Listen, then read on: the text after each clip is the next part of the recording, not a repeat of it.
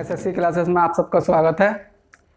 आज से हम मॉडर्न हिस्ट्री के टॉप 100 क्वेश्चन की सीरीज चालू कर रहे हैं और इससे पहले हम पॉलिटी की भी चालू कर चुके हैं ऐसे ही, जिसका लिंक डिस्क्रिप्शन में है। और मॉडर्न हिस्ट्री हमने इसलिए लिया है क्योंकि देखिए हर एक एग्ज़ाम में जिसमें सिलेबस में हिस्ट्री होता है उसमें 60 से 70% जो क्वेश्चन आते हैं वो मॉडर्न हिस्ट्री से ही आते हैं। ठीक है, इस वजह से हमने सबसे पहले मॉडर्न हिस्ट्री लिया है। और इसमें जो लेवल लिया है हमने, लेवल जो लिया है हमने, लेवल बिल्कुल MTS जो एसएससी के एग्जाम होते हैं सारे, CHSL, CGL और NTPC के लिए भी, और ग्रुप डी। कहने का मतलब ये है जिस किसी एग्जाम में सिलेबस में हिस्ट्री होती है उन सब के लिए सबसे महत्वपूर्ण जो क्वेश्चन बनते हैं इन सब में, वो सारे क्वेश्चन लिए हैं हमने। और जो इनका बेस है वो सब क्लियर करते हुए चलेंगे एक एक क्वेश्चन में। ठीक है, और ये क्वेश्चन मैं अपने फोन में पढ़ूंगा। और इससे पहले मैं एक बात और बता दूं, हमारी एक current affair, daily current affair के लिए भी एक सीरीज चल रही है डेली, वो सुबह वीडियो डल जाती है 7 बजे तक, और उसका लिंक भी डिस्क्रिप्शन में है, प्ले लिस्ट है उसकी, उसको भी देखें और शेयर भी करें। ठीक है, चलिए शुरू करते हैं आज का लेक्चर। आप क्वेश्चन इधर देख पाएंगे, मैं अपने फ़ोन में देखूंगा। इसमें पहला क्वेश्चन है, वास्को डी गामा कालीकट पर किस वर्ष भारत आया था? तो देखिए ऑप्शन इसमें है 1350 AD, 1498 AD, 1530 और 1612। तो देखिए हुआ क्या था, वास्को डी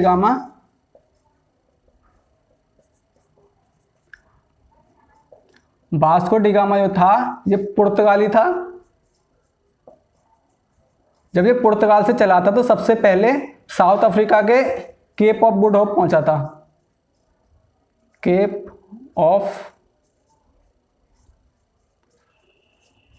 गुड होप, ठीक है। जब केप ऑफ गुड होप पहुंचा था, यहां पर इसको एक आदमी मिला था, उसका नाम था इबन मजीद। ये एक गुजराती व्यापारी था, इसने ही इसको भारत तक का रास्ता दिखाया था। ठीक है, तो 1498 में ये कालीकट पर पहुंचा था, जिसे आज कोझिकोड भी बोलते हैं। और वहां के जो शासक थे जमोरिन ने जो वास्को डी गामा था इसका भव्य स्वागत किया था।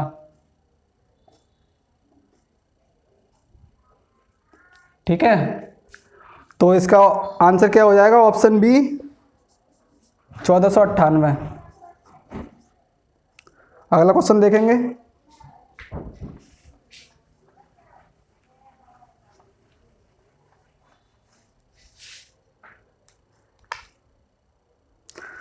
अगला क्वेश्चन है, भारत में पुर्तगाली शक्ति का वास्तविक संस्थापक कौन माना जाता है? तो देखिए इसमें ऑप्शन दे रखे हैं, Vasco da Gama, Albuquerque, Bartholomew Dias और जॉर्ज ऑक्सजन। तो इसका जो आंसर है ऑप्शन बी, अल्बुकर्क, ये इसका सही आंसर है। अब इसको वास्तविक संस्थापक क्यों बोलते हैं वो देख लेते हैं एक बार। देखिए हुआ क्या था, 1510 में बीजापुर का सुल्तान था, बीजापुर का सुल्तान आदिल शाह से इसने गोवा को जीता था। और गोवा उस समय पर बहुत ही व्यापारिक दृष्टि से बहुत ही महत्वपूर्ण जगह मानी जाती थी। तो इस वजह से, और इसने एक नीति भी चलाई थी, उसका नाम था विवाह नीति। इस नीति में क्या था, ये पुर्तगालियों की शादी हमारे देशवासियों के साथ करता था, जिससे कि इसके व्यापार में हमारे जो भारतवासी थे उनको कोई प्रॉब्लम ना हो। ठीक है, उनको कोई प्रॉब्लम ना हो और इनका व्यापार साम्राज्य बढ़ता रहे। ठीक है, और इसका जो शासनकाल था वो 1509 से 1515 तक रहा था।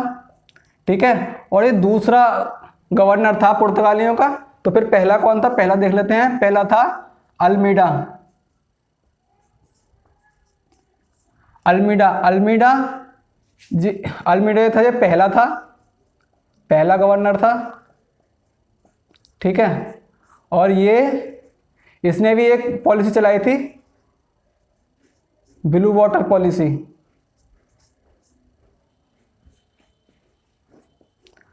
इस ब्लू वाटर पॉलिसी में क्या था, इसमें इसका मकसद था ब्लू वाटर पॉलिसी का, जो बंदरगाह था, ये भारत के तटीय इलाके थे, यहाँ पर जैसे ये हमारा भारत का नक्शा था, ये तटीय इलाके थे, उन पर सब पर कब्जा करना था। लेकिन ये ज़्यादा सफल नहीं हो पाई थी, इस वजह से अल्बुकर्क को भारत बुलाया गया था, ठीक है। और इसके साथ साथ हम एक बार यूरोपीय को, जो भारत में यूरोपीय आए थे, उसका क्रम भी देख लेते हैं। तो सबसे पहले जैसा कि मैंने बताया, पुर्तगाली आए थे। और देखिए पुर्तगाली सबसे पहले आए थे, लेकिन ये गए सबसे बाद में थे। सबसे बाद में ये 1961 में गए थे हमारे देश से, ठीक है। और इसके बाद आए थे डच, फिर अंग्रेज, और इसके बाद आएंगे डेनिश डेनमार्क के लोगों को बोलते हैं, और डच बोलते हैं नीदरलैंड के लोगों को, ठीक है। और इसके बाद आए थे फ्रांसीसी सबसे लास्ट में आए थे, ठीक है। ये इनका क्रम हो गया, ये भी इनसे भी क्वेश्चन बन जाता है कभी कभी। अब अगला क्वेश्चन देखेंगे।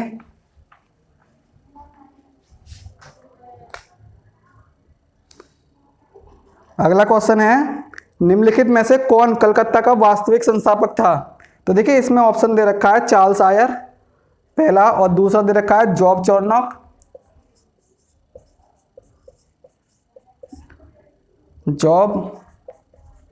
देखिए इसका जो वास्तविक, जो कलकत्ता का संस्थापक माना जाता है, उसको जॉब चार्नॉक को माना जाता है। और क्यों माना जाता है, क्योंकि इसने कलकत्ता में काफी निर्माण कार्य कराए थे, ठीक है। और इसमें एक तीसरा ऑप्शन दे रखा है सी, ये क्या दे रखा है, गैरोल्ड अंगियार।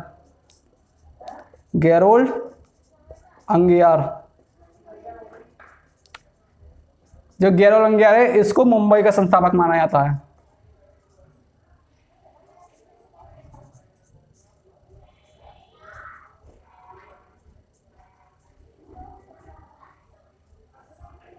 ठीक है। अगला क्वेश्चन देखेंगे इसमें आप।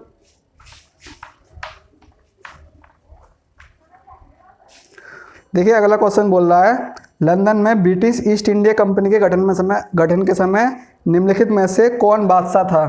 तो इसमें जो ऑप्शन ए है अकबर, ये इसका बिल्कुल सही आंसर है। देखिए हुआ क्या था, दिसंबर सन 1600 में जो ब्रिटेन की महारानी थी एलिजाबेथ,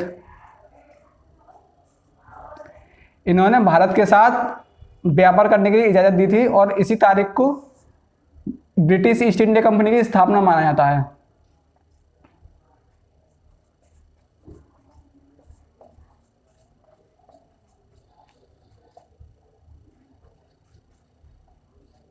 ठीक है, ब्रिटिश ईस्ट इंडिया कंपनी की स्थापना दिवस इसी को माना जाता है। तो इस वजह से, और अकबर में जब उस समय वो भारत में जो शासन चल रहा था, वो अकबर का चल रहा था उस समय। और अकबर का शासन कब से कब तक था, 1556 से 1605 तक, ठीक है। अगला क्वेश्चन देखते हैं इसमें अब। अगला क्वेश्चन है, भारत में 1613 में अंग्रेजों ने पहली फैक्ट्री कहाँ पर स्थापित की थी। तो देखिए इसमें पहला ऑप्शन है गोवा, दूसरा है बंगाल में हुबली, और तीसरा है आयरकोट, और चौथा है सूरत। तो इसका जो चौथा आंसर है सूरत, वो बिल्कुल सही आंसर है। देखिए इसमें एक कन्फ्यूजन रहता है कि एक तो 1611 में जो पहली फैक्ट्री अंग्रेजों की थी वास्तविक में, वो थी मसूलीपट्टनम में। सबसे पहले ये फैक्ट्री खोली थी मसूलीपट्टनम में, खुली थी 1611 में, लेकिन सूरत में जो खुली थी 1613 में खुली थी। लेकिन इसको पहली माना जाता है, क्यों, क्योंकि 1608 में इसकी स्थापना की गई थी, ठीक है। जो जहांगीर थे उनसे इजाज़त मिली थी 1608 में, तो तभी से उसको स्थापना कर दी गई थी सूरत में फैक्ट्री की, और इस वजह से ही इसको पहली फैक्ट्री मानी जाती है। ये स्थायी फैक्ट्री मानी जाती है, स्थायी। और ये जो मसूलीपट्टनम में थी ये अस्थायी मानी जाती है।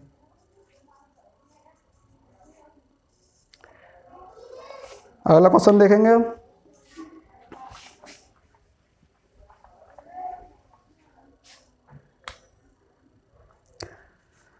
अगला क्वेश्चन है कर्नाटक युद्ध किन किन के मध्य लड़ा गया था।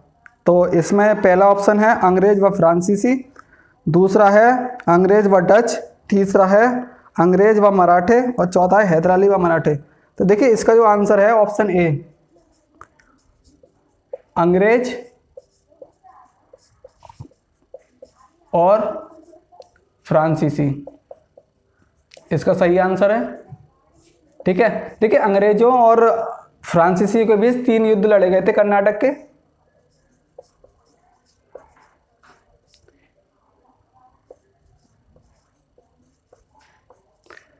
और ये कब कब लड़े गए थे ये देख लेते हैं। ये सबसे पहला युद्ध था कर्नाटक का, वो सन 1746 से 1748,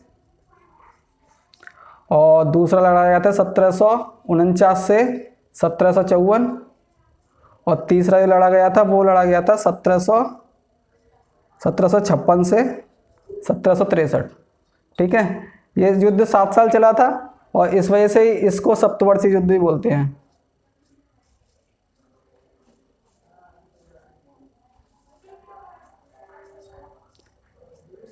इन युद्धों के अलग अलग कारण भी रहे थे।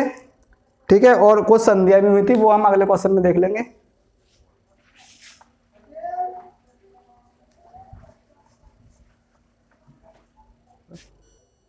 देखिए अगला क्वेश्चन कुछ इस तरीके से है, ये हमें मिलान करने हैं सही।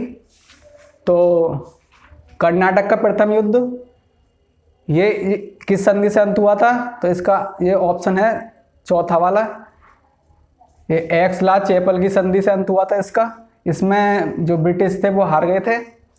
और तृतीय कर्नाटक युद्ध ये पेरिस की संधि से अंत हुआ था, इसमें फ्रांसीसी की हार हुई थी।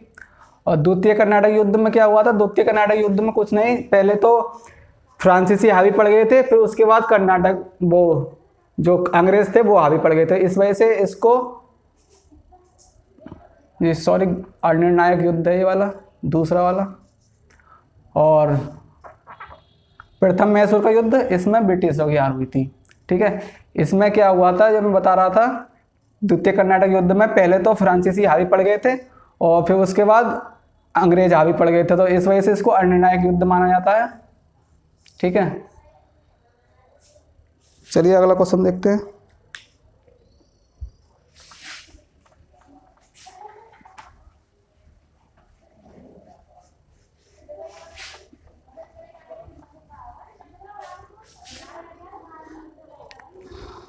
गुरु नानक देव का जन्म स्थान कौन सा था, तो इसमें पहला ऑप्शन दे रखा है गुरदासपुर,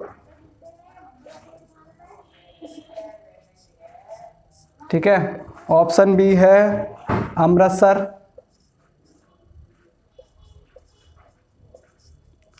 ऑप्शन सी क्या दे रखा है लाहौर, और ऑप्शन डी ये दे रखा तलवंडी। जो इसका जो आंसर है गुरु नानक देव का जो जन्म स्थान कौन सा था, तलवंडी। तलवंडी कहाँ पर है, ये पाकिस्तान में है।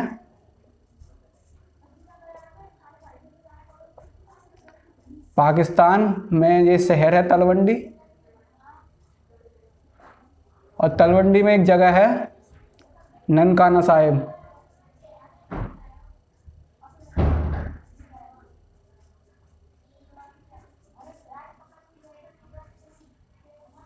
ठीक है, यहाँ इनका जन्म हुआ था। और इनसे एक और क्वेश्चन पूछा जा सकता है, जैसे इनके जो उत्तराधिकारी थे वो कौन थे, तो उत्तराधिकारी थे गुरु अंगद देव।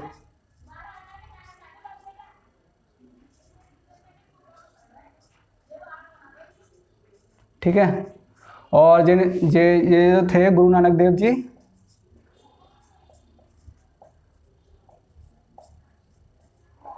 ये सिखों के पहले गुरु थे, जैसा कि आपको पता है इनके 10 गुरु थे सिखों के।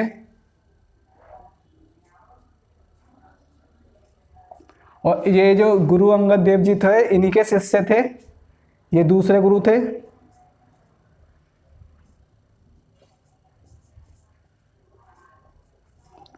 और एक क्वेश्चन और पूछा जा सकता है, इनके सबसे लास्ट के जो गुरु थे वो थे गुरु गोविंद सिंह।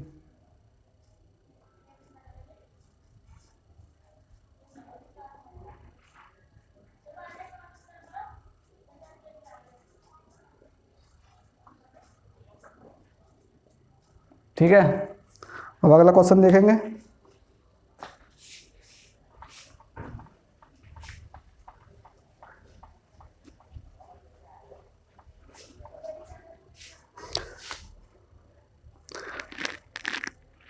अगला क्वेश्चन है इनमें से कौन सा युद्ध जिसने भारत में ब्रिटिश प्रभुत्व को प्रारंभ किया। तो पहला ऑप्शन है बक्सर की लड़ाई, दूसरा है प्लासी का युद्ध, तीसरा है मैसूर की तीसरी लड़ाई और चौथा है 1857 का स्वतंत्रता संग्राम। तो ये इसका जो आंसर है ऑप्शन बी है प्लासी का युद्ध।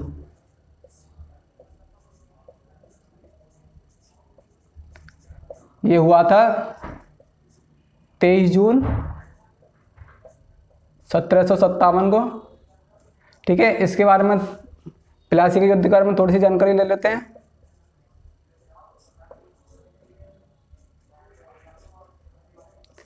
देखो, जब 1707 में जो मुख्य मुगल बादशाह थे औरंगजेब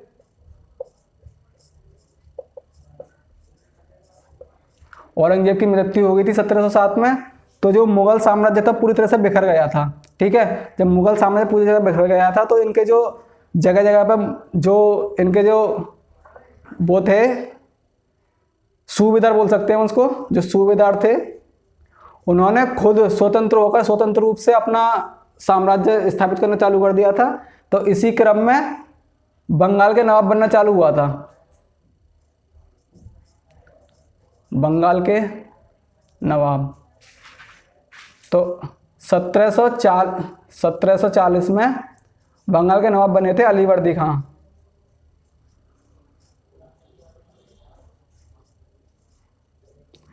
अलीवर्दी खां बने थे। इनकी 3 पुत्री थी, तीसरी पुत्री से एक लड़का था सिराजुद्दौला।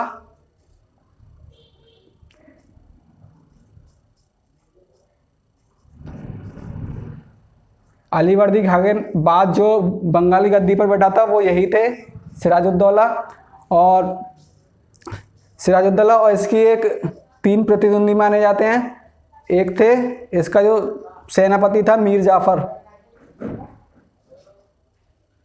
मीर जाफर और दूसरा इसकी मौसी थी घसीटी बेगम।